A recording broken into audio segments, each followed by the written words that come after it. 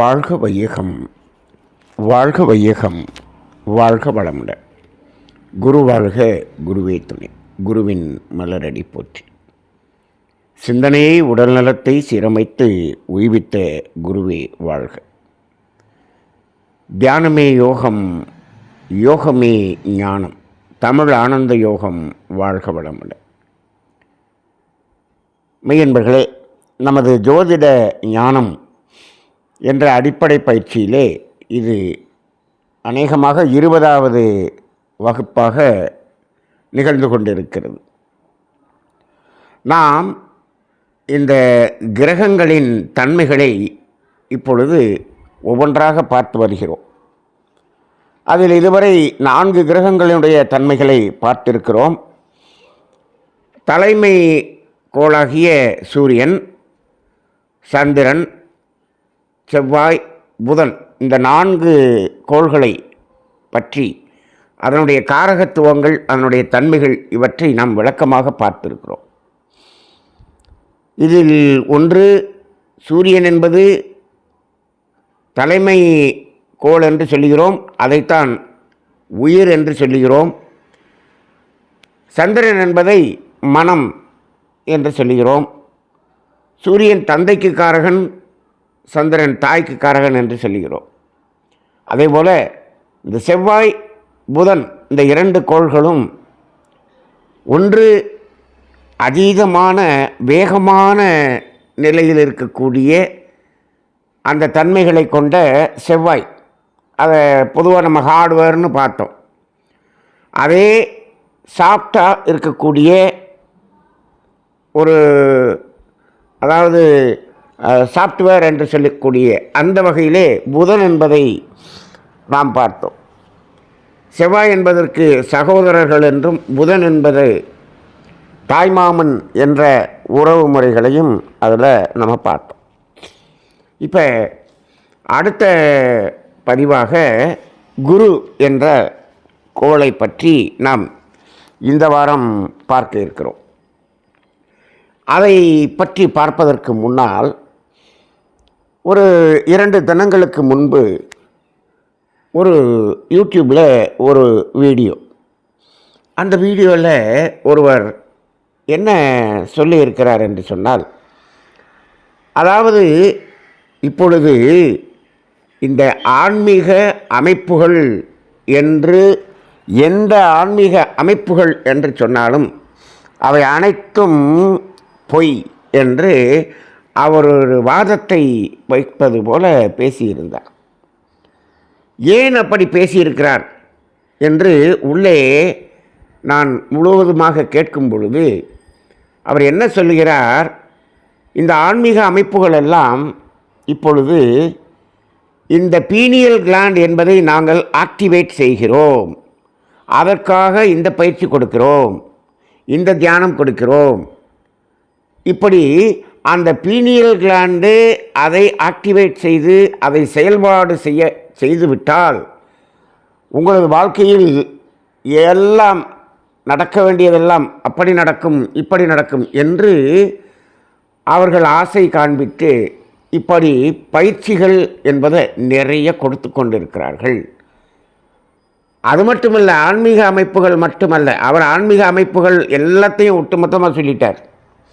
இப்போ pineal கிளாண்டை activate பண்ணுறதுக்கு துரிய தவம் சரி, பிட்யூட்டரி கிளாண்டை ஆக்டிவேட் பண்ணுறதுக்கு ஆக்கினை தவம், இப்போ இதெல்லாம் தவம் என்று மகரிஷி கொடுத்துருக்குறாங்கன்னு சொன்னாலும் இதைவிட இன்னும் சில பயிற்சி முறைகள், மூச்சு பயிற்சி, சில மந்திர உச்சாரணங்கள், ஏதேதோ வகையிலே ஒவ்வொருவரும் இந்த சுரப்பிகளை நாங்கள் செயல்பட செய்கிறோம், ஆக்டிவேட் செய்கிறோம் என்று பயிற்சி கொடுக்குறாங்கன்னு சொல்கிறார்.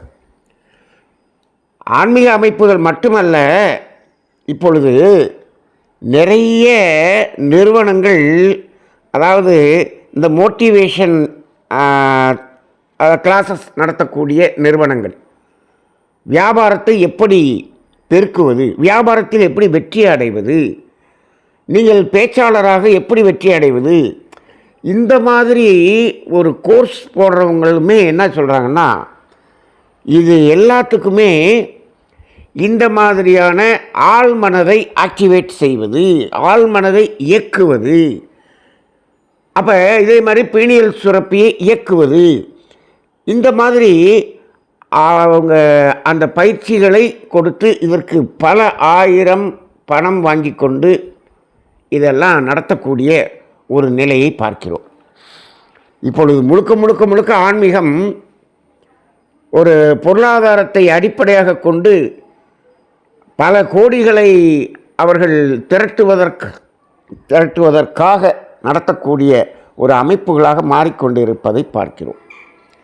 இப்போ இந்த இடத்துல அந்த பேசுபவர் என்ன கேட்கிறார் என்று சொன்னால், பீனியல் சுரப்பி என்று ஒரு சுரப்பி இயற்கையால் படைக்கப்பட்டிருக்கிறது, நாம் உருவாக்கலை.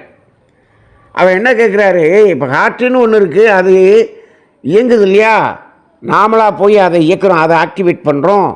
நுரையீரல் இயங்குது இல்லையா, கல்லீரல் இயங்குது இல்லையா, உள்ளே இருக்கக்கூடிய எல்லா உறுப்புகளும் இயங்குவது போல அதே போல் தைராய்டு சுரப்பி அது இயங்குதில்லை. இதுபோல் பீனியல் சுரப்பி என்பதும் ஒரு சுரப்பி தானே, அது இயற்கையில் இயங்கக்கூடிய அளவில் தானே வச்சுருக்கோம் இயற்கை, அதை நாங்கள் இயக்குகிறோம் என்று இவர்கள் சொல்வது பொய் என்று சொல்லுகிறார். இப்போது அந்த சுரப்பி தானாக இயங்கும், அது இயற்கையில் இயங்கப் போகிறது. இயற்கையில் நமது உடலில் செயல்படுகிற ஒவ்வொரு உறுப்புகள் எப்படி செயல்படுகிறதோ அதே போல் அதுவும் இயங்கும் என்று அவர் கூறுகிறார். அப்போ இந்த சுரப்பியை ஆக்டிவேட் பண்ணுறோம் அப்படின்னு கொடுக்கக்கூடிய தவங்களோ பயிற்சிகளோ பொய் என்று சொல்லிவிட்டார். இப்போது இந்த மாதிரி ஒருத்தர் பேசுகிறார்னு வச்சுங்க, இதை வைத்து ஒரு குரூப், ஒரு சாரார் இது மாதிரி பேசக்கூடியவர்களும் வந்து விடுவார்கள். இதைத்தான் பகுத்தறிவு என்றெல்லாம் சொல்லுவார்கள். இப்போது என்னென்னா, அதாவது இந்த பீனியல் சுரப்பியை ஆக்டிவேட் பண்ணுறது அப்படிங்கிறது ஆன்மீகம் அல்ல. இப்போ நம்ம இந்த இடத்துல நம்ம தெரிந்து கொள்ள வேண்டியிருக்கிறது. ஏன்னா இதுக்கும் ஜோதிடத்துக்கும் சம்பந்தம் இருக்குது. அதனால தான் நான் இதை பேசுகிறேன். ஏன்னு கேட்டால், இப்போது பீனியல் சுரப்பி என்பது இயல்பாக இயங்கக்கூடிய ஒன்று, பிட்யூட்டரி சுரப்பி இயல்பாக இயங்கக்கூடிய ஒன்று தான். அதை நாம் இயக்க வேண்டும் என்று அவசியமில்லை, உண்மைதான். ஆன்மீகத்தில் அப்படி நாங்கள் இதை ஆக்டிவேட் செய்கிறோம் என்று சொன்னால் அது உண்மையான ஆன்மீகம் அல்ல என்பதை இந்த இடத்துல நாம் புரிந்து கொள்ள வேண்டும். அப்படி பார்த்தா நிறைய ஆன்மீக அமைப்புகள் இன்றைக்கி பொய்யான ஆன்மீக அமைப்புகளாக இருக்கும். பொய் இல்லை, அந்த ஆன்மீக அமைப்புகளினுடைய அவர்கள் நடத்தும் விதம் மக்களை கவர்வதற்காக இவர்கள் ஏதேதோ சொல்லி அதை தவறாக வழிநடத்துகிறார்கள் என்பதுதான் உண்மை. அப்போ இப்போ இன்றைக்கி பீனியல் சுரப்பி, பிட்யூட்டரி சுரப்பி இருக்கட்டும், இப்போது இருதயம்னு ஒன்று இருக்குது, நுரையீரல்னு ஒன்று இருக்குது, அது இயங்கக்கூடிய வகையில் தானே இருக்கிறது. ஆமாம், இருதயம் இப்படி இயங்க வேண்டும், ஒரு நிமிடத்துக்கு 72 தடவை சுருங்கி விரியணும்னு இருக்கு இல்லையா, இருக்குது. இப்போது அது அப்படி சுருங்கி விரியாமல் மாறி அது தடைபட்டு அதனுடைய செயல்பாடு குறைஞ்சிருக்குன்னு வச்சுக்குவோம். அப்போ இப்போ ஹார்ட்டில் ப்ராப்ளம் இருக்குது அப்படின்னு சொல்கிறோம். இப்போ ப்ராப்ளம் இருக்குன்னா நம்ம என்ன பண்ணுறோம், இதை என்ன பண்ணணும், அதை சரியாக இயங்க செய்ய வேண்டும். இப்போ பாருங்கள், அதை சரியாக இயங்க செய்கிறது அப்படிங்கிற மாதிரி போனோம்னா அது விஞ்ஞான மருத்துவம், அலோபதி மருத்துவம், அதுதான் அதை செய்யுது.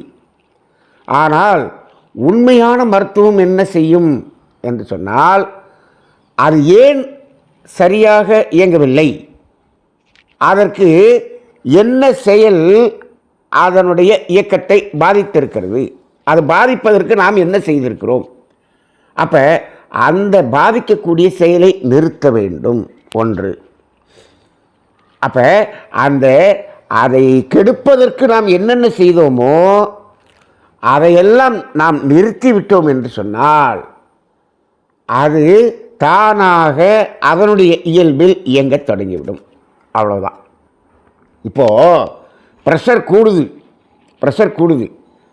இப்போ ப்ரெஷர் கூடுது அப்படின்னு சொன்னால் ஏன் ப்ரெஷர் கூடுது?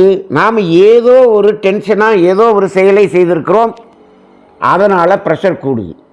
இப்போது அது சரியாக இருக்க வேண்டும். அப்போ இன்றைக்கி ஆங்கில மருத்துவம் என்ன பண்ணுது? அந்த ப்ரெஷரை கொண்டு வந்து நார்மலுக்கு கொண்டு வருது. அது தவறு. அப்போ அது எப்படி வரணும்? நாம் அந்த ப்ரெஷர் ஏறுவதற்குரிய செயலை நாம் மாற்றிக்கொண்டால் அது தானாக நார்மலுக்கு வந்துடும். இதுதான் மருத்துவம். உண்மையான மருத்துவம் என்பது இதுதான். அப்போ மற்ற மருத்துவங்கள் அனைத்தும் இயல்பாக என்னென்ன, அதாவது செய்யக்கூடாததை செய்யாமல் நிறுத்தி அதற்கு வேண்டிய உதவியை செய்து அதை சரியாக இயங்கச் செய்வதைத்தான் மருத்துவம், உண்மை மருத்துவம் என்று சொல்கிறோம்.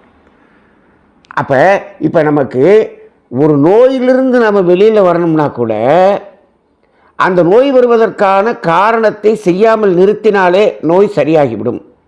அவ்வளோதான். அது இயல்பில் இருக்கும். நாம் போய் அதை இயல்பில் இயக்குவது என்பது இல்லை. அப்போ அதே போல தான் இந்த பிட்யூட்டரி கிளாண்டு, பீனியல் கிளாண்டு அது தானாக இயங்கக்கூடியது தான். ஆனால் இன்றைக்கி மனிதர்களுடைய இன்றைய வாழ்க்கை முறை, இந்த பொருள் வாழ்க்கை முறையில் போய் மயங்கி அதிலேயே ஈடுபட்டு இவருடைய தவறான அந்த வாழ்க்கை முறைகள், செயல்கள், அது அதனுடைய இயக்கத்தை பாதிக்கிறது. அப்போ இப்போ என்ன பண்ணணும்? இப்போ ஆன்மீகம் என்ன சொல்லுது அப்படின்னு சொன்னோம்னா, அந்த பாதிக்கக்கூடிய செயல்களை நிறுத்தி செயல் திருத்தம் செய்வதைத்தான் ஆன்மீகம் சொல்லுதே தவிர, நீங்கள் செயல் திருத்தம் செய்துவிட்டால் அந்த பீனியல் சுரப்பி தானாக இயங்கும். அப்போ நாம் போய் அதை இயக்குவது என்பது இல்லை. நாம் அந்த செயல் மாற்றம் செய்துவிட்டால் அது தானாக இயங்குகிறது. அப்போ நம்ம என்ன, நான் இதை செஞ்சதுனால அது இயங்கிடுச்சு அப்படின்னு சொன்னால், அப்போ இது இயங்குவதற்காக நம்ம எதை செய்யலை, இயங்குவதற்கு தடையாக இருந்ததை நாம் மாற்றிக்கொண்டோம். அது தன்னுடைய இயக்கத்தில் தானாக இயங்குகிறது. அவ்வளோதாங்க. இப்போது ஆன்மீகம் என்பதை இப்போ துரிய தவம், ஆக்கினை தவம் என்று சொல்லுகிறோமே, இந்த தவம் செய்தால் அங்கே அந்த பிட்யூட்டரி சுரப்பி, பீனியல் சுரப்பியெல்லாம் நல்லா செயல்படும். எப்படி செயல்படும் என்று கேட்டால், இந்த தவம் செய்யும் பொழுது நமது மனநிலையில் மாற்றம் ஏற்பட்டு சிந்தனை ஆற்றல் பெருகி சிந்தித்து நமது செயல்களை மாற்றிக்கொள்கிறோம். செயல் மாற்றம் அடைந்தால்தான் அந்த சுரப்பிகள் வேலை செய்யுமே தவிர, துரியதவமும் செய்கிறாரு, ஆக்கினை தவமும் செய்கிறாரு, செயல் மாற்றம் எதுவுமே இல்லை, தவறுகளை செய்து கொண்டே இருக்கிறார் என்று சொன்னால் பீனியல் சுரப்பி ஆக்டிவேட் ஆகாது. அப்படி நீங்கள் ஆக்டிவேட் ஆக்குறீங்க அப்படின்னு இன்றைக்கி ஆன்மீக அமைப்புகள் சொல்லுது, இந்த பயிற்சியாளர்கள்லாம் சொல்கிறாங்கன்னா, அவங்க விஞ்ஞான மருத்துவத்தை போல இவர்கள் அதை இயக்குகிறார்கள். அப்படி இயக்கினோம் என்று சொன்னால் அது தவறு. இப்போ ப்ரெஷர் தானாக நார்மலுக்கு வரணும். அதை நம்ம மாத்திரை போட்டு குறைச்சோம் அப்படின்னு சொன்னோம்னா சாகும் வரை மாத்திரை போடணும். அப்படி மாத்திரை போட ஆரம்பித்தோம்னா அடுத்த பிரச்சனை, சைடு எஃபெக்ட் வந்துடும். அப்போ அதுபோல் இந்த ஒரு அதனுடைய சுரப்பியினுடைய இயக்கத்தை நாங்கள் இயக்குகிறோம் என்பது இல்லை. அதே போலத்தான் ஜோதிடத்திலும் இப்போ நாம் இன்றைக்கி குரு என்ற கோளை பற்றி நம்ம பார்க்க போகிறோம். இப்போ குருவை ஆக்டிவேட் பண்ணுறோம், குருவை நல்ல வேலை செய்கிறது மாதிரி நம்ம செய்ய போகிறோம் அப்படின்னு குருவை நம்ம மாற்ற முடியுமா என்று கேட்டால் இல்லை. ஒவ்வொரு கோளையும் நாம் ஏதோ செஞ்சு அதை நமக்கு என்னென்ன செய்யணுமோ அதெல்லாம் செய்ய வைக்கிறோம் அப்படின்னு பரிகாரம் சொல்கிறாங்க. பார்த்தீங்களா? இந்த பரிகாரம் என்பதே தவறு. பரிகாரம் என்றால் அதை இவர்கள் இயக்குவதற்கு என்னமோ செய்கிறேன் அப்படின்னு சொல்கிறாங்க. இல்லை, நாம் அது இவ்வாறு செயல்படுவதற்கு காரணம் என்ன? நமது கர்ம வினையின் அடிப்படையில் தான் அது விளைவுகளை கொடுக்கிறது. நமது செயல்களை மாற்றிக்கொண்டோம் என்று சொன்னால் அந்த கோளினுடைய அந்த ஒரு துன்ப விளைவுகள் அது வராமல் நின்றுவிடும். இதுதான் வழியே தவிர நாம் செயல் மாற்றம் என்பதைத்தான் பரிகாரம் என்று நாம் தமிழ் ஆனந்த யோகத்திலே சொல்லி கொண்டிருக்கிறோம். அப்போ ஆன்மீகத்திலும் செயல் மாற்றம்தான் முக்கியம், ஜோதிடத்திலும் செயல் மாற்றம்தான் முக்கியம். இப்போ வரக்கூடிய திசை மோசமான திசை என்று சொன்னால், இன்னும் 10 வருஷம் கழித்து ஒரு மோசமான திசை வரப்போகிறது என்று சொன்னால், இந்த 10 வருடத்தில் நாம் செயல்களை மாற்றிவிட்டோம் என்று சொன்னால் அந்த வரக்கூடிய திசை நல்ல திசையாக மாறிவிடும். அப்போ அதற்கு நாம் செயல் மாற்றம் தான் கொடுக்க வேண்டும். அப்போ முழுக்க முழுக்க முழுக்க ஜோதிடம் நம்ம பார்க்குறோம்னாலே அதை பார்த்துவிட்டு அதில் வரக்கூடிய அந்த விளைவுகளுக்கு நாம் செயல் மாற்றத்தை கொடுத்து அதையே பரிகாரம் என்று சொல்லி அவர்களுடைய வாழ்க்கையை வழிகாட்டி அவர்களை நல்ல வாழ்க்கையாக மாற்றக்கூடியது தான் ஜோதிடம். அப்போ ஜோதிடத்திலும் செயல் மாற்றம்தான் முக்கியம், ஆன்மீகத்திலும் செயல் மாற்றம்தான் முக்கியம் என்ற கருத்தை இன்று நாம் முதல் தெரிந்து கொண்டு இப்போ நம்ம குருவனுடைய காரகத்துக்கு போவோம். இப்போ குரு என்பது சுபகிரகம் என்று சொல்லுகிறோம். சுபகிரகம் என்று சொன்னாலும் முழு சுபகிரகம் என்று சொல்லக்கூடியது இந்த குருவாக இருக்கிறது. அதாவது சுபகிரகம் சுக்கிரன் புதன் எல்லாமே சுபகிரகம்தான். இருந்தாலும் இந்த குரு என்பது முழு சுபர் என்று சொல்லுகிறார்கள். இன்னும் சொல்லப்போனால் இதை இயற்கை சுபர் என்று சொல்லலாம். இயற்கை சுபர் அல்லது முழு சுபர் என்று சொல்லலாம். அதாவது இந்த கோள்களிலேயே நமக்கு நல்லது செய்கிறது. இன்னும் கூட வேறு மாதிரி சொல்லலாம், முழு சுபர் இயற்கை சுபர் என்று சொல்கிறதுக்கு காரணம் என்ன சொல்லலாம் அப்படின்னு சொன்னோம்னா, மனிதனுடைய அகம் சார்ந்த வாழ்க்கை என்பதை நன்றாக வைத்திருக்கக்கூடிய ஒரு அமைப்பு இந்த குருவினுடைய தன்மையின் அடிப்படையில் தான் அமைகிறது. குரு நல்ல ஒரு தொடர்புகளில் இருந்தால் அவருடைய அகம் சார்ந்த வாழ்க்கை நல்லா இருக்கும். அகம் சார்ந்த வாழ்க்கைன்னா எதை சொல்கிறது? இன்றைக்கி நிறைய பேர் அகம் சார்ந்த வாழ்க்கைன்னா என்னன்னு தெரியல, அப்படி ஒரு வாழ்க்கை இருக்கான்னே தெரியல அகம் சார்ந்த வாழ்க்கை. ஆனால் எல்லா பேரும் அந்த அகம் சார்ந்த வாழ்க்கையைத்தான் தேடிக்கொண்டிருக்கிறார்கள். ஆனால் என்ன பண்ணுறாங்க, அந்த அகம் சார்ந்த வாழ்க்கையை புறத்தில் தேடிக்கொண்டிருக்கிறார்கள். ஆனால் இது அகம் சார்ந்ததுன்னு தெரியல, இதை புறத்தில் தேடினால் கிடைக்காதுன்னு தெரியல. அப்போ அந்த அகம் சார்ந்த வாழ்க்கைன்னு என்ன சொல்கிறது? இப்போ நம்ம கேட்போம், அதாவது அமைதியை தேடாதவர்கள் யார் இருக்காங்க? அமைதி வேணும்னு தேடுறாங்களா? நிம்மதி வேணும் தேடுறாங்களா? இன்பம் வேணும் தேடுறாங்களா? மகிழ்ச்சி வேணும் தேடுறாங்களா? ஆனந்தம் வேணும் தேடுறாங்களா? இன்னும் முக்கியமாக ஆரோக்கியம் வேணும்னு தேடுறாங்களா? அன்பாக இருக்கணும்னு விரும்புகிறாங்களா? இது எல்லாமே அகம் சார்ந்த வாழ்க்கை. ஆரோக்கியம் என்பது அகம் சார்ந்தது, புறம் சார்ந்தது அல்ல, அகம் சார்ந்தது. புறம் முழுவதும் இந்த அகம் சார்ந்த வாழ்க்கையை கெடுப்பதாக இப்பொழுது இருக்கிறது. அதாவது புற வாழ்க்கை என்பது அகம் சார்ந்த வாழ்க்கையை கெடுக்காமல் இருந்தாலே போதும் அப்படிங்கிறது தான் உண்மை. அப்போ அந்த அகம் சார்ந்த இப்போ நம்ம சொன்னோமே, இந்த மாதிரியான உணர்வுகளெல்லாம் வாழ்க்கையில் வேண்டும் என்று சொன்னால் அதெல்லாம் நல்லா இருக்கணும் அப்படின்னு சொன்னால் குரு நல்லா இருக்கணும் அப்படிங்க. அதனால இதை இயற்கை சுபர் என்று சொல்கிறோம், முழு சுபர் என்று சொல்கிறோம். அகம் சார்ந்த வாழ்க்கையை அற்புதமாக அமைத்து கொடுக்கக்கூடியவர் இந்த குரு என்ற கோளாக இருக்கிறார். இப்போ குரு 1 3 5 7 9 11 இந்த ஒற்றைப்படை பாவங்களில் தொடர்பில் இருந்துருச்சுன்னு சொன்னால் அவர் அகம் சார்ந்த வாழ்க்கையை நல்லா வாழ்வார். நம்ம சொன்னது எல்லாத்தையும் அவர் அனுபவிப்பார். இல்லை 8 12 வந்துருச்சு அப்படின்னு சொன்னோம்னா இப்போ நம்ம சொன்னது எதையுமே அனுபவம் நிம்மதியாகவே இருக்கவே முடியாது. அப்போ இந்த குரு என்பது அகம் சார்ந்த வாழ்க்கைக்கு உரிய ஒரு கோள் என்பதை நாம் இங்கு புரிந்து கொள்கிறோம். அது மட்டுமல்ல, இந்த கோள்களிலேயே பெரிய கோள் என்று சொன்னால் இந்த குரு என்று நாம் ஏற்கனவே நம்ம சென்ற முறையே நம்ம அதை பற்றி நம்ம பேசணும். அதாவது இதனுடைய எடை எப்படி இருக்கிறது என்று சொன்னால் பூமியை விட 318 மடங்கு பெரியதாக இருக்கிறது. அதே போல் சூரியனுடைய எடையை விட 2.5 மடங்கு பெரியதாக இந்த குரு இருக்கிறது. இப்போ இந்த பூமியினுடைய விட்டம் இருக்கிறது அல்லவா, அந்த விட்டத்தை விட கிட்டத்தட்ட 11 மடங்கு அந்த குருவினுடைய கோளினுடைய விட்டம் அதிகம் பெரியதாக இருக்கிறது. அது இல்லாமல் இன்றைக்கி பூமிக்கு சந்திரன் என்று ஒரே துணைக்கோள் தான் இருக்குது. ஆனால் இந்த குரு என்பதற்கு 79 துணைக்கோள்கள் இருக்கிறது. அப்போ இந்த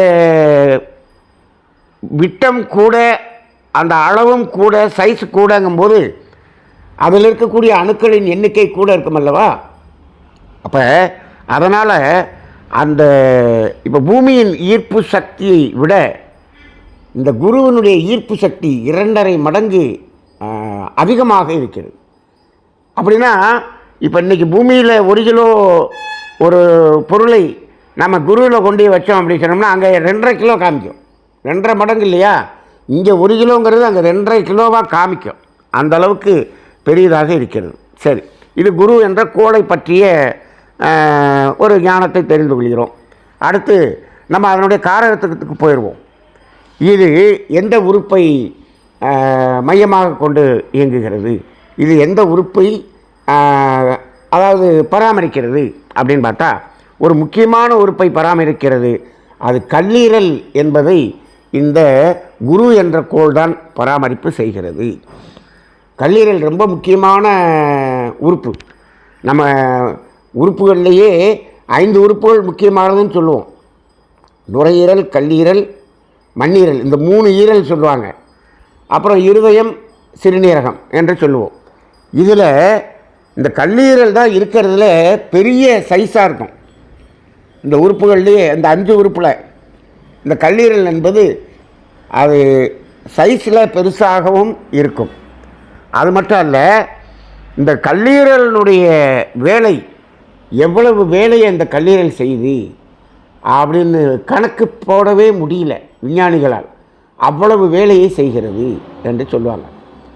எங்களுக்கு இதை பற்றி நடத்தும்போது டாக்டர் அனந்தநாராயணன் சொல்லுவார், இந்த கல்லீரலுக்கு உள்ள ஒரு 35,000 லேபரட்டரி உள்ளே இருக்கும்பார். அத்தனை விதமான வேலைகளை இந்த கல்லீரல் செய்து கொண்டு இருக்கிறது என்று சொல்லுவார். அப்படிப்பட்ட ஒரு இயக்கத்தை இந்த குரு என்ற கோள் தான் அதை பராமரிப்பு செய்கிறது. இது பெரிய உறுப்பு. ஏன்னா இந்த குரு தான் பெரிய கிரகம். அப்போ அதனால் இது அந்த பெரிய உறுப்பாகிய கல்லீரலோடு தொடர்பு கொண்டுள்ளதாக இருக்கிறது. இப்போ முக்கியமாக கல்லீரல்னு சொல்லிட்டாலும் இந்த வயிற்று பகுதி இருக்கிறது அல்லவா, அது முழுவதுமே இந்த குரு என்பது தான் அது பராமரிப்பு செய்யக்கூடியதாக இருக்கிறது. இப்போ இந்த வயிறு சம்பந்தமாக, டைஜஷன் சம்பந்தமாக பிரச்சனைகள் யாருக்கு இருந்தாலும் அவருக்கு குரு அவருடைய தொடர்பிலே அங்கு கெட்டு போயிருக்கும். இப்போ குரு 3, 7, 11, 1, 5, 9 இந்த தொடர்பில் இருந்துருச்சுன்னு சொன்னால் அந்த வயிறு சம்பந்தமான, கல்லீரல் சம்பந்தமான நோய்கள் எதுவுமே வராது. இப்போது 2 நாள் ஆர்வத்து அப்படிங்கிற மாதிரி இருக்குது அப்படின்னு சொன்னால் அவருக்கு அது சம்பந்தமான நோய்கள் இருக்கும். ஓரளவுக்கு ஏதோ மருந்து சாப்பிட்டு சரி பண்ணக்கூடிய அளவில் இருக்கும். ஆனால் 8, 12 தொடர்பு ஆயிடுச்சு அப்படின்னு சொன்னால் இந்த வயிறு சம்பந்தமான நோய் பெரிய நோயாக மாறிடும். இப்போ இந்த லிவர் டிரான்ஸ்பிளான்டேஷன் அளவுக்கு போகிறாங்கன்னு வச்சுங்க. அந்த மாதிரியான இதெல்லாம் இந்த குரு இந்த மாதிரி தொடர்புகளில் 8, 12 தொடர்பாயிடுச்சுன்னு சொன்னால் அது தீர்க்க முடியாத ஒரு நோயாக மாறிவிடுகிறது. அப்போ இந்த வயிறு, கல்லீரல் சார்ந்த ஒரு நோய் இது இந்த குருவை வைத்து நாம் மருத்துவ ஜோதிடத்தில் இதை பார்த்து கொள்ளலாம். அதே முறை கொழுப்பு, எண்ணெய், புரதம், புரோட்டீன் இவற்றிற்கெல்லாம் இந்த குரு தான் காரணமாக இருக்கிறது. இப்போ பாருங்கள், கல்லீரல்னு சொல்லிட்டோம். இப்போ இந்த கொழுப்பு, எண்ணெய் பதார்த்தங்கள் இது எல்லாமே குருவில் வருது. அப்போ இந்த மாதிரி வரும்பொழுது அது கல்லீரலை பாதிக்கக்கூடியதாக மாறுகிறது என்பதையும் நாம் இதில் தெரிந்து கொள்கிறோம். ஆக உடல் ரீதியாக தொடர்பு கொள்ளக்கூடியது கல்லீரல், வயிறு, கொழுப்பு, எண்ணெய் பதார்த்தங்கள், புரதச்சத்து இவற்றிற்கு குரு காரகத்துவம் வாய்ந்ததாக இருக்கிறது. சரி, அதுக்கு அடுத்து முக்கியமாக இந்த குரு என்று சொன்னவுடன் நமக்கு ஞாபகத்துக்கு வர வேண்டியது இந்த உடல் சார்ந்த நோய். அடுத்து ஞாபகத்துக்கு வர வேண்டியது ஒரு முக்கியமான கேரக்டர் இந்த குரு என்ன அப்படின்னா, இந்த குரு என்பது தான் புத்திரகாரகன் என்று சொல்கிறோம். ஜோதிடத்திலே புத்திரகாரகன். ஜோதிடம் பார்க்கும்போதே நிறைய பேர் என்ன பார்ப்பாங்க, இந்த முதல்ல படிக்கிறதுக்கு பார்ப்பாங்க, அடுத்து கல்யாணத்துக்கு பார்ப்பாங்க, அதுக்கப்புறம் என்ன வந்துடுவாங்க, எப்போ குழந்தை பிறக்கும் இதுக்கு வந்துடுவாங்க. குழந்தை இருக்கா, குழந்தை எப்போ பிறக்கும், குழந்தை பிறக்குமா, இதை கேட்பாங்க. இதைத்தான் புத்திரகாரகன். குரு நன்றாக இருந்தால்தான் குழந்தை பிறப்பு சுமூகமாக நடைபெறும். அதற்கு முக்கியமான கிரகம் இந்த குரு என்று சொல்லப்படுகிறது. இனிய பாவத்தில் 5ஆம் பாவம். 5ஆம் பாவம் என்பது குழந்தை பிறப்புக்கு உரிய பாவம். 5ஆம் பாவம் ஒற்றைப்படை தொடர்பு இருந்துச்சுன்னு சொன்னால் நிச்சயமாக குழந்தை பிறப்பு, அதில் சந்தேகமே இல்லை, நன்றாக பிறக்கும். அது 2 4 6 10 அந்த மாதிரி இருந்தது அப்படின்னு சொன்னால் அவர்கள் ட்ரீட்மெண்ட் எடுத்து குழந்தை பிறக்கிற மாதிரி இருக்கும். ஒற்றைப்படை தொடர்பு இருந்தால் நார்மலாக இருக்கும். ஆனால் 5ஆம் பாவம் 8 12 தொடர்பு இருந்தால் அங்கே குழந்தை பிறப்புக்கு ஒரு சிக்கல் வரும். அந்த 5ஆம் பாவம் 4 தொடர்பு கொண்டுச்சுன்னு வச்சுக்கோங்க, 4 அப்படின்னு வந்துட்டா 5ஆம் பாவத்துக்கு 12ஆம் பாவம் இல்லையா, அப்போ அது என்ன பண்ணிடும், அந்த குழந்தை பிறப்பை தடுக்கும். அப்போ அந்த 5ஆம் பாவத்தையும் நம்ம பார்க்கணும். 5ஆம் பாவம் 4 8 12 தொடர்பு வந்துடக்கூடாது. வந்துட்டால் குழந்தை பிறப்பில் பிரச்சனை வரும். அப்படி இல்லாமல் அந்த தொடர்புகள் ஒற்றைப்படையாக இருந்தால் நல்லாயிருக்கும். இப்போது அதை பார்க்குறதோட குரு என்ற கோளினுடைய அந்த தொடர்பையும் சேர்த்து பார்க்கணும். இப்போ அங்கே ஒற்றைப்படை இருந்து குருவில் அந்த தொடர்பு இல்லைனாலும் அது குழந்தை பிறப்பில் பிரச்சனை வரும். சில பேருக்கு பார்த்திங்கன்னா அந்த 5ஆம் பாவத்தினுடைய உப அதிபதியாகவே குரு வந்துடும். அதுவே குருவாக அங்கே 4 8 12 இருந்துச்சுன்னு சொன்னோம்னா கண்டிப்பாக அங்கே குழந்தை பிறப்பு நீங்கள் ஆர்டிஃபிஷியலாக ட்ரை பண்ணால் கூட முடியாது, அப்படி ஆயிரும். அதனால் இந்த புத்திரகாரகன் என்ற ஒரு இடத்தை இந்த குரு என்ற கோளை வைத்துத்தான் பார்க்கிறோம். ஒரு குழந்தை பிறப்பு என்பது அது ஒரு இறை ஆசீர்வாதம் தான், அப்படி தான் நம்ம சொல்லணும். குரு என்று சொன்னாலே அது இயற்கையினுடைய ஆசீர்வாதம். நமக்கு என்னென்ன கிடைக்குதோ அதையெல்லாம் குருவை வச்சு சொல்லலாம். நம்ம அடுத்து வரக்கூடிய அந்த பாவங்கள்லாம் நம்ம அதனுடைய காரகங்கள்லாம் நம்ம வாசிக்கும்போது எல்லாமே இயற்கை சார்ந்ததாக இருக்கும். இந்த குருவினுடைய காரகமும் இயற்கை சார்ந்ததாக இருக்கும். அப்போ ஒரு குழந்தை பிறப்பு என்பது இயற்கையாக நமக்கு கிடைக்கக்கூடிய ஒரு பாக்கியம். ஆக இது குரு என்ற கோளை வைத்துத்தான் நாம் பார்க்கிறோம். அதுக்கு அடுத்து முக்கியமான ஒன்று என்ன என்று சொன்னால் தனகாரகன். புத்திரகாரகனும் குரு தான், தனகாரகனும் குரு தான். தனகாரகன்னா என்ன, பணத்துக்கான காரகம் குரு. ஆனால் அதில் ஒரே ஒரு வித்தியாசம் இருக்குது. என்னன்னு சொன்னால் இது ஒயிட் மணி என்று சொல்லக்கூடிய பணம் இருக்கே, கணக்கு காட்டக்கூடிய பணம் இருக்கே, அதற்கு குரு என்று இருக்கிறது. ஆனால் இந்த கணக்கில் வராத பணம்னு இருக்குது பார்த்தீங்களா, அது முழுக்க சுக்கிரனாக மாறிவிடும். பிளாக் மணி ஃபுல்லாக சுக்கிரன், ஒயிட் மணி ஃபுல்லாக குரு என்று வந்துவிடும். அப்போ குரு அப்படின்னு சொல்லும்போது அது வங்கியில் இருக்கக்கூடிய பணம் அப்படின்னு சொல்லுவாங்க. நீங்கள் பார்த்தீங்கன்னா பிளாக் மணிக்கு இதுக்கு வித்தியாசம் என்ன, ஒருத்தர் என்ன பண்ணுறாரு, காசை வாங்கி பிளாட் வாங்கி போட்டுருவார், கோல்டை வாங்கி உள்ளே வச்சுருவார், அப்ரிசியேஷன் அப்படின்னு சொல்லி அதை வச்சுருவார். ஆனால் அது என்ன ஆகும்னா அது தனக்கும் பயன்படாமல் பிறருக்கும் பயன்படாமல் அப்படியே நிற்கும். இதைத்தான் நம்ம என்ன சொல்லுவோம், டெட் கேபிட்டல் என்று சொல்லுவோம். அப்படி வரக்கூடிய அந்த சொத்து முழுதும் சுக்கிரனாக மாறிவிடும். சுக்கிரன் அதுக்குரிய தனகாரகனில் அந்த பிளாக் மணிக்கு உரிய காரகன் சுக்கிரனாக இருக்கிறது. இந்த சுக்கிரனுக்கும் குருவுக்கும் நிறைய தொடர்பு இருக்கும். இயற்கை சார்ந்து அறம் சார்ந்து இருக்கக்கூடிய எல்லாத்துலேயும் குரு வந்துடும். அதுக்கு முரணாக செயற்கை சார்ந்தது எல்லாத்துக்கும் பார்த்திங்கன்னா சுக்கிரன் வந்துடும். நிறைய பேர் சுக்கிரன் ஆகா ஓகோ கிரகம் அப்படின்னு சொல்கிறாங்க. சுக்கிரனில் இருக்கக்கூடிய கிரகம் முழுக்க செயற்கையாக இருக்கும், பிளாக் மணியாக இருக்கும். சுக்கிரனில் நீங்கள் எதை அனுபவித்தாலும் அது கர்ம வினையாக மாறும். அது பின்னாடி ஒரு பெரிய துன்பத்தை கொடுக்குங்கிறத நாம் இங்கே ஆன்மீக ரீதியாக புரிஞ்சுக்கணும். ஆனால் குருவின் மூலமாக எதை அனுபவித்தாலும் அது இயற்கையாக இருக்கும், அது பின் விளைவு இருக்காது. இதை நம்ம இன்னும் முழுசாக பார்க்கும்போது அதில் தெரியும். அப்போ குருவுக்கும் சுக்கிரனுக்கும் இப்போ நம்ம எப்படி செவ்வாய்க்கும் புதனுக்கும் ரெண்டு ஒரு ஆப்போசிட்டாக இருந்தது இல்லையா, அது வந்து ரொம்ப வீரமாக இருக்கக்கூடியது, இது சாஃப்டாக இருக்கக்கூடியதுன்னு சொன்னோம் இல்லையா, அதுபோல் இந்த குருவும் சுக்கிரனும், இப்போ நம்ம குருவுக்கு அடுத்து சுக்கிரனை தான் நம்ம அடுத்த வாரம் பார்க்க போகிறோம். சுக்கிரன் வந்து பார்த்திங்கன்னா எல்லாமே செயற்கையாக இருக்கும், இந்த குரு என்பது இயற்கையாக இருக்கும். அப்போ ஒயிட் மணிங்கிறது இயற்கை. அப்போ வங்கியில் இருக்கக்கூடிய பணம், வங்கியில் இருக்கக்கூடிய பணத்துக்கும் நீங்கள் இந்த பிளாக்கில் ஒரு பிளாட் வாங்கி போடுறதுக்கு என்ன வித்தியாசம்? இப்போ வங்கியில் இருக்கக்கூடிய பணம் நாம் வங்கியில் நம்ம பேரில் போட்டாலும் அது இந்த சமுதாயத்தில் பயன்பாட்டில் இருக்கும்.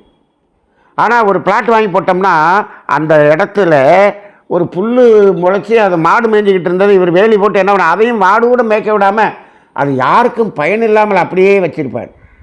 ஒரு தங்கத்தை வாங்கி பாராக அப்படியே உள்ளே அடுக்கி வச்சுருவார். அது வேறு யாரும் யூஸ் பண்ணுறதுக்கும் இல்லாமல் இவரும் யூஸ் பண்ணாமல் அப்படியே டெட்டாக இருக்கும். இந்த மாதிரி வாங்கி போடுறது அதுதான் பிளாக் மணி. அப்படி இந்த பிளாக் மணி வச்சுருக்கவங்க எல்லாம் இப்படி தான் வாங்குவாங்க. இடத்த வாங்குவாங்க, வீட்டை வாங்குவாங்க, கோல்டு வாங்குவாங்க. இதெல்லாம் பிளாக் மணி. அது முழு சுக்கிரனாக இருக்கும். ஒயிட் மணிங்கிறது வந்து வங்கி அப்படிங்கிற வங்கியில் இருக்கக்கூடிய பணம் என்று சொல்லலாம். இதே போல் இன்னும் கூட சொல்லலாம். இப்போ குரு வந்து நல்லா தொடர்பில் இருக்குதுன்னு வச்சுக்கோங்க. குரு தொடர்பு 2 நாள் 6 தொடர்பில் இருந்தது அப்படின்னு சொன்னால் கண்டிப்பாக அவர் வந்து வங்கி அல்லது நம்ம கருவூலம் சொல்லுவாங்க இல்லையா, நம்ம அதாவது அரசாங்க கருவூலம், இந்த ஃபினான்ஸ் டிபார்ட்மெண்ட், ஃபினான்ஸ் செக்ரட்டரி, இந்த மாதிரியான துறைகளில் அவருக்கு கண்டிப்பாக வேலை கிடைக்கும் அப்படிங்கிற மாதிரி நம்ம சொல்லலாம். அப்போ இந்த வங்கி சார்ந்த, அதாவது கணக்கு காட்டக்கூடிய வெளிப்படையாக இருக்கக்கூடிய பணம் என்பதற்கு காரகம் குரு என்றதாக இருக்கிறது. அடுத்து குருன்னு சொன்ன உடனே நமக்கு ஒரு ஒரு மதிப்பும் மரியாதையும் வரக்கூடியதை நம்ம பார்க்குறோம். அப்போ இந்த குரு அவனுடைய அந்த குணாதிசயங்கள் பாருங்கள். சாந்தமான குணம், அமைதியான குணம், நல்ல பண்பாடு நிறைந்தவராக இருப்பார், நீதியின் அடிப்படையில் வாழக்கூடியவராக இருப்பார், நீதி நேர்மை இது எல்லாத்தையும் அவர் நடைமுறைப்படுத்தக்கூடியவராக இருப்பார். அதே போல் தர்ம சிந்தனை அவரிடம் இருக்கும். இதே போல் வேதங்களை அவர் கற்று தேர்ந்து அதை வேதங்களை ஓதக்கூடியவராக இருப்பார், ஒழுக்கம் நிறைந்தவராக இருப்பார், மற்றவரை மதிக்கக்கூடியவராக இருப்பார். இப்படியெல்லாம் இருக்கும். இது இந்த குருவனுடைய காரகம். இப்போ குருவனுடைய காரகம், இப்போ குரு வந்து நல்ல தொடர்பில் இருந்துச்சுன்னா இப்போ நம்ம சொல்லக்கூடிய இந்த குணாதிசயங்கள் எல்லாம் அவரிடம் மேலோங்கி இருக்கும். அப்போ இது எல்லாமே குருவுக்கு உரிய குணாதிசயங்கள். இந்த குணாதிசயங்கள்லாம் இருக்குமா இருக்காதா, அதை எதை வச்சு பார்க்கணும்? அது எப்படி தொடர்பில் இருக்குது அப்படிங்கிறத வச்சு தான் பார்க்கணும். இப்போ இந்த குரு வந்து ஒற்றைப்படை தொடர்பில் இருந்துச்சு அப்படின்னு சொன்னோம்னா அவரிடம் சாந்தமான அமைதியான அந்த பண்பாடு, நீதி நேர்மையில் சிறந்த தர்ம சிந்தனை வாய்ந்த ஒழுக்கம் நிறைந்தவராகவும் மற்றவரை மதிக்கக்கூடியவராகவும் அவர் இருப்பார் அப்படின்னு சொல்லிடலாம். இதே நிலையில் 2 நாள் 6 அப்படி இருந்துச்சுன்னு வச்சுக்கோங்க. அவர் என்ன பண்ணார், இதெல்லாம் என்ன பண்ணார், காரியத்துக்காக இது மாதிரி இருப்பார். தனக்கு லாபம் வர்றதுக்காக இவர் என்ன பண்ணார், மற்றவரை மதிப்பார். எதுக்கு? மற்றவற்றிலிருந்து பணத்துக்காக, ஆதாயத்துக்காக இருப்பார், ஆதாயத்துக்காக ஒழுக்கமாக இருப்பார். இந்த வேதத்தையே ஆதாயத்துக்காக படிப்பார், வேதத்தை ஆதாயத்துக்காக சொல்லுவார். அவர் என்ன பண்ணுவார், இப்போ இந்த மாதிரி 2 நாள் 6 இருக்கிறவர் பார்த்திங்கன்னா அவர் ஒரு யாகம் நடத்தணும்னா கூட 15,000 20,000 அப்படி வாங்கிட்டு தான் சொல்லுவார். இவர் ஒரு அதாவது ஆன்மீக பேச்சாளராக வருவார். என்ன பேசுவார், 1 மணி நேரம் பேசுகிறதுக்கு 1,00,000 50,000 வாங்கிட்டு தான் பேசுவார். ஆனால் இதே வெறும் 5-9 தொடர்பு இருக்குதுன்னு வச்சுங்க, வெறும் 5-9 தொடர்பு இருந்துச்சுன்னு சொன்னால் அவர் எந்த காசும் வாங்க மாட்டார். சும்மா அதாவது தொண்டாக செய்வார், சும்மா ஆசீர்வாதம் பண்ணுவார். அவர் அதாவது இலவசமாகவே எல்லாத்தையும் பண்ணி கொடுப்பார். அப்படி இருக்கக்கூடியவராக இருப்பார். அந்த மாதிரி அந்த தொடர்புகளை பொறுத்து இந்த இது அமையும். 8-12 இருந்ததுன்னு நான் சொன்னேன். இந்த குணங்கள் எதுவுமே அவரிடம் இருக்காது, இதற்கு முரண்பாடாக இருப்பார் அப்படிங்கிற மாதிரி நம்ம பார்க்கணும். அதனால் குரு நல்லா இருந்தால் இந்த மாதிரியான குணாதிசயங்கள் எல்லாம் அவரிடம் இருக்கும் அப்படிங்கிறத நம்ம தெரிஞ்சுக்கிறோம். அதுக்கடுத்து ஆசிரியர் என்பவர் இந்த குரு என்ற ஒரு நிலையில் வருகிறார். நம்ம சாதாரணமாகவே குரு என்று சொன்னால் அதை ஆசிரியருக்கு பதிலாக குருங்கிற வார்த்தையவே நம்ம யூஸ் பண்ணுவோம். ஆசிரியர், ஆன்மீகவாதிகள், மடாதிபதிகள், நீதிபதி, இவங்க எல்லாமே குரு என்றதன் அடிப்படையில் வருகிறார்கள். ஆன்மீகவாதிகள்னு சொன்னோம்னா ஆன்மீகத்தை இந்த சமுதாயத்துக்கு எடுத்து செல்பவர்கள். குரு நல்லா இருந்துச்சுன்னு சொன்னோம்னா இதை செய்வாங்க. இப்போது ஆன்மீகவாதிகள், ஆசிரியர்கள், மடாதிபதிகள், நீதிபதி, இது எல்லாமே இது ஒற்றைப்படையாக இருந்தால் இந்த பணியை சரியாக செய்வார்கள், நேர்மையாக செய்வார்கள். இதே 2 4 6 10 அந்த இரட்டைப்படையில் வந்துருச்சுன்னு சொன்னால் இவர் ஆசிரியர் பணம் நோக்கத்தொழில் தான் ஆசிரியர் தொழில் செய்வார். இன்றைக்கெல்லாம் ஆசிரியர்கள்லாம் 2 4 6 10 ஆசிரியர்கள் தான் இருக்கிறாங்க. அவர்கள் சாதாரணமாக அந்த ஒற்றைப்படையில் இருக்கக்கூடிய ஆசிரியர்கள் மிக குறைவாக இருப்பதை பார்க்கிறோம். அதே ஆன்மீகவாதிகளும் அப்படித்தான். இந்த இரட்டைப்படை வந்துருச்சுன்னு சொன்னோம்னா அவங்க பணமே குறிக்கோளாக இருக்கக்கூடியவர்களாக இருப்பார்கள். அப்போ மடாதிபதிகள், நீதிபதி எல்லாமே அதை அடிப்படையாக இருக்கிறது. இதில் குரு ஒற்றைப்படையாக இருந்து இந்த தொழில் இந்த மாதிரியான ஒரு நிலையில் இருந்தார்கள் என்று சொன்னால் அவர்கள்தான் அவர் மதிக்கத்தக்க நீதிபதியாக, மதிக்கத்தக்க மடாதிபதியாக, மதிக்கத்தக்க ஆன்மீகவாதியாக, மதிக்கக்கூடிய ஆசிரியராக அவர் இருப்பார். அப்படி இருக்கும். இதே 8 12 இருந்துச்சுன்னு சொன்னால் இதுக்குள்ளேயே மடாதிபதி உள்ளே போயிட்டு, நீதிபதியில் உள்ளே போயிட்டு அங்கே என்ன பண்ணார், அவர் எல்லாத்தையும் நெகட்டிவான விஷயங்களுக்கு சப்போர்ட்டாக இருந்துக்கிட்டு அவர் நீதி சொல்வார். அங்கே போய் உள்ள அது தகாத செயல்களில் செஞ்சு மாட்டிக்குவார். இந்த மாதிரி போயிடுவார். சரி, அடுத்து தெய்வ நம்பிக்கை என்பது குருவை சார்ந்ததாக இருக்கிறது. தெய்வ பணி செய்பவர்களும் குருவை சார்ந்தவர்கள். தெய்வ நம்பிக்கையும் குரு நல்லா இருந்தால் தான் தெய்வ நம்பிக்கை இருக்கும், உண்மையான நம்பிக்கை இருக்கும். அதே போல் தெய்வ பணி செய்பவர்கள் அப்படின்னா யார்? இந்த கோயில் கட்டுறது, இந்த பொது காரியங்களில் அதை எடுத்து செய்கிறது, இதெல்லாம் இந்த குரு நல்லா இருந்ததுன்னா அவர்கள் இந்த பணியை செய்வார்கள். அது ரெட்டப்படையாக இருந்துச்சுன்னு சொன்னால் அது ஆதாயத்துக்காக செய்வார்கள். அப்படி தான் இதை நம்ம எடுத்துக்கணும். அதே போல் ஞானிகள் தான தர்மங்கள் செய்பவர்கள், பக்தியில் இருப்பவர்கள், இது எல்லாமே இந்த குரு என்ற ஒரு காரகத்துவத்தை சாருகிறது. இப்போ இதெல்லாம் பாருங்கள், இது நாம் ஆரம்பத்தில் சொன்னோம்ல எல்லாமே இயற்கை சார்ந்ததாக இருக்குன்னு சொன்ன பாருங்கள். இப்போ நம்ம இது சொல்லக்கூடிய எல்லாமே இயற்கை சார்ந்தது, இயல்பான இருக்கக்கூடிய எல்லாமே இந்த குரு என்பதில் வருகிறது. நீங்கள் சுக்கிரனுக்கு போயிட்டீங்கன்னா எல்லாமே செயற்கையாக வரும். இது ஃபுல்லாக இயற்கையோடு இணையக்கூடிய நிலையில் இருக்கக்கூடியதாக வருவதை பார்க்கிறோம். அடுத்து அரசாங்க கருவூலம், குழந்தை. நம்ம ஏற்கனவே குழந்தை பிறப்பு பார்த்துட்டோம். அதாவது நம்ம புத்திர காரகன்னு பார்த்தோம்.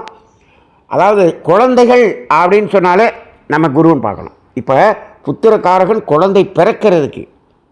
இப்போ நம்ம சூரியனை வச்சு என்ன பண்ணுறோம், அப்பாவுடைய அந்த வாழ்க்கையை நம்ம நிர்ணயம் செஞ்சோம். சந்திரனை வச்சு அம்மாவுக்கு பார்த்தோம். செவ்வாயை வச்சு சகோதரர்களை பார்த்தோம். இப்போது தாய்மாமனுக்கு புதனை வச்சு பார்த்தோம். அப்போ நமக்கும் அந்த உறவுக்கும் எப்படி இருக்கும் உறவு என்பது. இப்போ சூரியன் கெட்டு போயிருந்துச்சின்னு சொன்னால் அப்பாவுக்கும் இவருக்கும் உறவு சரியாக இருக்காது. சூரியன் ரொம்ப 8 12 ஆகி போய் அது இருக்கக்கூடிய தொடர்புகளும் மோசமாக இருந்து இந்த சனி ராகு ஒரு பார்வையில் அல்லது சேர்க்கையில் இருந்துச்சின்னு சொன்னால் சின்ன வயசுலேயே அவர் அப்பாவை இழந்துருவார். அதெல்லாம் ஜோதிடத்தில் ஈஸியாக சொல்லிப்படலாம். அப்படி சாதாரணமாக அது நெகட்டிவாக இருந்துச்சுன்னா அப்பாவுக்கு இவருக்கு ஆகாது. எப்போ பார்த்தாலும் சண்டை வந்துக்கிட்டே இருக்கும். இப்படி அப்போ அந்த உறவுகளை சொல்கிறோம் இல்லையா, அதுபோல் குழந்தை பிறப்புக்கும் குரு தான் காரணம்.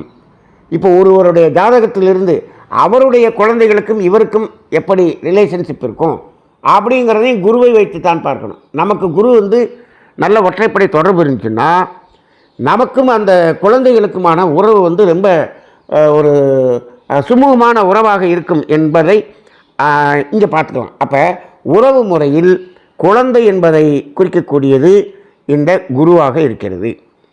அதற்கு அடுத்து இயற்கையான சுவை. அதாவது குருவுக்கு சுவைன்னு எடுத்துட்டோம்னா இனிப்பு சுவை. இனிப்பு அப்படின்னு சொன்னால் இனிப்பில் இயற்கையான இனிப்புன்னு ஒன்று இருக்குது, செயற்கையான இனிப்புன்னு ஒன்று இருக்குது. இப்போது அந்த இனிப்பு சுவை அப்படிங்கிறதுல அது இயற்கையான இனிப்பு சுவை எல்லாமே இந்த குருவில் வரும். இயற்கையான இனிப்பு சுவைன்னா என்ன? இப்போ பழங்களில் இருக்கக்கூடிய இனிப்பு சுவை முழுவதும் இயற்கையான இனிப்பு சுவை, அதெல்லாமே குருவில் வந்துடும். தேனில் இருக்கக்கூடிய இனிப்பு சுவை குருவில் வந்துடும். இதே மைசூர் பாக்கில் இனிப்பு சுவை இருக்குது, அது எதில் வரும்? சுக்கிரனில் வந்துடும். நீங்கள் செயற்கையாக செஞ்ச இனிப்பு சுவை முழுவதும் சுக்கிரனில் வந்துடும். அதாவது இயற்கையாகவே நமக்கு கிடைக்கக்கூடிய அந்த இனிப்பு சுவை முழுக்க முழுக்க இது குருவை சார்ந்தது. நம்ம ஒரு மனிதனால் செய்யப்பட்ட ஒரு கருவியை வைத்து நாம் சமையல் செய்து ஏதோதெல்லாம் கலந்து நாம் செஞ்ச இனிப்பு அது முழுவதும் சுக்கிரனை சார்ந்துடும். இப்போ இந்த இடத்துல பார்த்தீங்களா, இப்போ நீங்கள் பழங்கள் சாப்பிட்றீங்க, ஜீவகாந்தம் பெருகுகிறது. இதே மைசூர் பாக்கு சாப்பிட்றோம், ஜீவகாந்த இழப்பு. அப்போ சுக்கிரன் என்ற கோளில் என்னென்ன காரகத்துவம் வருதோ அதை எல்லாத்தையும் அனுபவித்தோம் அப்படின்னு சொன்னோம்னா நமக்கு உயிர் விரயம். இங்கேருந்தே நம்ம அதை தெரிஞ்சுக்கிறோம். இன்னும் சுக்கிரனை நம்ம பார்க்கல. அப்போ சுக்கிரனில் அனுபவிக்கிறது, சுக்கிரனை ஆகா ஓகோன்றப்ப பேசுகிறோம் நம்ம. ஆனால் சுக்கிரனில் அனுபவிக்கிறது அளவோடு இல்லைன்னு சொன்னோம்னா இட் இஸ் டேஞ்சரஸ் அப்படிங்கிறத நம்ம ஜோதிட ஞானத்தில் நம்ம தெரிஞ்சுக்கணும்.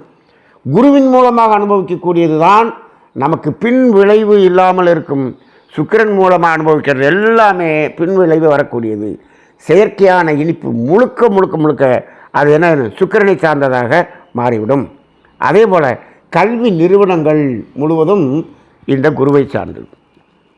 கல்வி கற்கிறது அப்படின்னா புதனுக்கு போயிடணும். ஒரு பையன் எப்படி படிப்பான் அப்படின்னு பார்க்குறது, பையனுடைய படிப்பு அப்படின்னு பார்த்தோம் அப்படின்னு சொன்னோம்னா அது 4ஆம் பாவம். அதே மாதிரி புதன் போயிடணும். புதன் தான் படிப்பு. ஆனால் அந்த கல்வி நிறுவனங்களை நடத்துவது, கல்வி நிறுவனங்கள் அதுக்கு கரஸ்பாண்டாக இருக்கிறது, அதில் ஆசிரியராக இருக்கிறது, அதில் ஹெட்மாஸ்டராக இருக்கிறது, இப்போ இந்த மாதிரியான எல்லாமே குருவை சார்ந்ததாக இருக்கும். அப்போ குருவுக்கும் புதனுக்கும் இந்த கல்வியில் ஒரு தொடர்பு இருக்கிறது. அப்போ கல்வி நிறுவனம் அப்படிங்கிறது, இப்போ எப்படிப்பட்ட கல்வி நிறுவனம் நம்ம போய் சேருவோம் அப்படின்னா குருவை பார்க்கணும். அதில் எப்படி படிப்பேன் அப்படின்னு பார்த்தா புதனை பார்க்கணும். அப்போ புதனும் இங்கே வரும். இப்போ அது பாவத்தில் பார்த்தோம்னா இந்த கல்வின்னு எடுத்துட்டோம்னா 4ஆம் பாவம் அதாவது அந்த ஸ்கூல் எஜுகேஷன் முழுவதும் 4ஆம் பாவத்தில் பார்க்கணும். அதே கல்லூரி காலேஜ் எஜுகேஷன் ஃபுல்லாக எதில் பார்க்கணும்? 9ஆம் பாவத்தில் பார்க்கணும். அதுக்கப்புறம் ஆராய்ச்சி படிப்பு பிஹெச்டி, எம்ஃபில், பிஹெச்டி அதை பார்க்கணும் 11ஆம் பாவத்தில் பார்க்கணும். 4, 9, 11 இதில் பார்க்கணும். இப்போ அதில் பாருங்கள், இந்த 4ஆம் பாவம் ரெட்டைப்படையில் வருது, ஆனால் 9, 11 ஒற்றைப்படையில் வருது. இப்போ ஹையர் ஸ்டடிக்கு போகணுன்னே அது ஒற்றைப்படையாக மாறிடுது. இங்கே அடிப்படை கல்வியில் வரும்போது அது 4ஆம் பாவமாக இருக்குது. அப்படிங்கிறத நம்ம இங்கே இது ஒரு ஆராய்ச்சிக்காக நம்ம தெரிந்து கொள்ளக்கூடியதாக வச்சுக்கிறோம். சரி, கல்வி நிறுவனங்கள். அதுக்கப்புறம் நீங்கள் இந்த குரு அப்படின்னு சொன்ன உடனே நமக்கு கோயில் ஞாபகம் வரும். கோயில், ஆன்மீகம், இது எல்லாமே குரு என்பதில் ஞாபகம் வரும் இல்லையா? இப்போ கோயில்னு சொல்லிட்டோம். கோயில்னு சொல்லிட்டோம்னா அங்கே என்ன விலங்குகள் இருக்கும் அப்படின்னு பார்த்தீங்கன்னா 2 முக்கியமான விலங்குகள் இருக்கும். என்ன அப்படின்னு சொன்னால், ஒன்று யானை. எல்லா கோயில்லையும் யானை இருக்கும். அதே போல் கோயிலில் பார்த்திங்கன்னா இந்த பசு மடம்னு ஒன்று வச்சுருப்பாங்க, அங்கே பசு வளர்ப்பாங்க. இந்த பசுவை ரொம்ப லட்சுமின்னு சொல்லுவாங்க. பசுவை ரொம்ப ஒரு வணங்கி செய்யக்கூடிய ஒரு நாடு நம்ம நாடு. இந்த பசு, யானை இரண்டும் குரு என்ற கோளினுடைய காரகத்துவத்தை கொண்டதாக இருக்கிறது. அதனால தான் அது இந்த ஆன்மீகம் என்பதை சார்ந்ததாக இந்த பசுவும் யானையும் இருக்கிறது என்பதை நாம் தெரிந்து கொள்கிறோம். அதன் பிறகு ஒரு வீட்டில் இருக்கக்கூடிய பூஜை அறை என்பது இந்த குருவை வைத்துத்தான் அமையும். குரு ஒற்றைப்படையாக இருந்தால் அவங்க வீட்டில் பூஜை அறை அற்புதமாக அமையும். அந்த பூஜை அறைக்குள்ளே போயிட்டோம்னாலே நல்ல ஒரு தெய்வீகமான அங்கே வைப்ரேஷன் அங்கே இருக்கும். ஆனால் அது 2 நாள் 6 10ன்னு இருந்துச்சுன்னு சொன்னோம்னா அந்தளவுக்கு பெரிய வைப்ரேஷனாக இருக்காது. ஆனால் ஒரு பூஜை அறை அப்படிங்கிறது அதாவது ஒரு செயற்கையாக இருக்கும். 8 12ன்னு சொன்னோம்னா பூஜை அறை அங்கே 8க்கு முட்டியாக இருக்கும். நடக்கவே நடக்காது, ஏற்றிக்க முடியாது, அமையவே அமையாது, அந்த மாதிரி ஆகிடும். அப்போ பூஜை அறை என்பது நமக்கு குருவை வைத்து பார்க்கணும். இப்போ ஒரு வீட்டில் 9 கிரகங்களும் சொல்லுவாங்க. ஒவ்வொரு இடமும் ஒவ்வொரு கிரகத்துக்கு குறிக்கிற மாதிரி இருக்கும். நீங்கள் சமையல் அறைன்னு சொல்லிட்டீங்கன்னா அங்கே ஃபுல்லாக யாரும் லேடிஸ் தானே அதிகமாக இருப்பாங்க. அது அப்போ யாருக்கு போயிடும்? அது சுக்கிரனுக்கு போயிடும். அதே மாதிரி பெட்ரூமு அப்படின்னு சொன்னோம்னா அது வேறு ஒரு கிரகத்துக்கு சூரியனுக்கு போயிடும். இப்போ ஹால்னு எடுத்துக்கிட்டாங்கன்னா புதனுக்கு வந்துடும். அப்போ இந்த மாதிரி ஒவ்வொன்றும் ஒவ்வொரு இடமாக 9 கோள்களையும் வைத்து பார்க்குறாங்க. அதில் குரு என்று சொன்னால் அது நமது பூஜை அறை என்பதை குறிக்கக்கூடியதாக இருக்கிறது. அதே போல் இந்த குருவை வைத்துத்தான் சுப நிகழ்ச்சிகள் அப்படிங்கிறத நம்ம பார்க்க முடியும். சுப நிகழ்ச்சிகள் நடக்குமா நடக்காதா அப்படிங்கிறதெல்லாம் அந்த குரு நல்லா இருந்துச்சுன்னா அவங்க வீட்டில் அடிக்கடி சுப நிகழ்ச்சிகள் நடக்கும். ஒருத்தருக்கு குரு ஒற்றைப்படையாக இருக்குதுன்னு வச்சுக்கோங்களேன், 3, 5, 7, 9, 11. இவர் பார்த்தீங்கன்னா நிறைய சுப நிகழ்ச்சிகளுக்கு அட்டன் பண்ணிக்கிட்டே இருப்பார், நிறைய போவார், அட்டன் பண்ணுவார். அந்த மாதிரி இருக்கும். 8, 12 இருந்துச்சுன்னா இந்த சுப நிகழ்ச்சிகளுக்கு போகணும்னாலே உங்களுக்கு தடை வந்துடும். நம்ம வீட்டில் சுப நிகழ்ச்சிகள் நடக்கிறது, நம்ம சுப நிகழ்ச்சிகள் போய் அட்டன் பண்ணுறது, இது எல்லாமே இந்த குரு என்பதை வைத்துத்தான் நாம் கணிக்கக்கூடியதாக இருக்கிறது. அப்போ சுப நிகழ்ச்சிகள் நடத்துறது, இப்போ பார்த்திங்கன்னா நிறைய பேர் சொல்லுவாங்க வீட்டில் ஒரு சுப நிகழ்ச்சி நடத்தணும், உடனே என்ன சொல்லுவாங்க தெரியுங்களா? நேரம் பார்க்க சொல்லுவாங்க. நேரம் என்ன சொல்லுவாங்க? யமகண்டம், ராகுகாலம் இதெல்லாம் பார்த்துருவாங்க. அதை மட்டும் பார்க்குறவங்க இருக்காங்க. சில பேர் கௌரி பஞ்சாங்கம் பார்க்குறவங்க இருக்காங்க. முக்கியமாக என்ன பார்ப்பார்கள் தெரியுமா? சுப நிகழ்ச்சிகள் நடத்த வேண்டும் அப்படின்னு சொன்னால் அது எது எப்படி இருந்தாலும் கௌரியில் நல்லா இல்லைன்னா கூட பரவாயில்ல, யமகண்டம் ராகு காலத்தை தவிர்த்து குரு ஹோரையில் செய்ய வேண்டும் என்று சொல்வார்கள். ஹோரை குரு ஹோரையாக இருக்கணும். அப்போ என்னென்னா இந்த சுப நிகழ்ச்சிகள் இதுக்கெல்லாமே இந்த குரு தான் காரகத்துவமாக இருக்கிறது. அதனால் அந்த குரு வாழ்க்கையில் நமக்கு ஒவ்வொரு ஜாதகத்துலேயும் குரு நல்ல ஒரு அமைப்பாக இருந்தால், இப்போ நம்ம சொன்னது எல்லாம் பாருங்கள், எல்லாமே அகம் சார்ந்ததாக இருக்கும். இப்போ நம்ம இங்கே பேசின அத்தனை காரகங்களும் பாருங்கள், எல்லாமே அகம் சார்ந்த ஒரு விஷயங்களை பேசின மாதிரி தான் இருக்கும், புறம் சார்ந்ததாக இருக்காது. அதனால் அகம் சார்ந்த வாழ்க்கைக்கு குரு கெட்டு போகக்கூடாது. அதே போல் புறம் சார்ந்த வாழ்க்கைக்கு சூரியன் கெட்டு போகக்கூடாது. சூரியன் கெட்டு போச்சுன்னா புறம் சார்ந்த வாழ்க்கை பாதிக்கும். ஆனால் குரு கெட்டு போச்சுன்னா அகம் சார்ந்த வாழ்க்கை பாதிக்கும். அதனால் குரு என்பது ஒரு ஜாதகத்தில் மிக மிக மிக முக்கியமானது என்பதை நாம் உணர்ந்து கொள்கிறோம். அடுத்து இதனுடைய தெய்வம் தட்சணாமூர்த்தி. இப்போ குருனாலே தட்சணாமூர்த்தி. சிவன் கோயிலில் பார்த்திங்கன்னா அந்த கன்னி மூலையில் பார்த்திங்கன்னா தட்சணாமூர்த்தி இருப்பார். அதைத்தான் குரு என்று சொல்லுகிறார்கள்.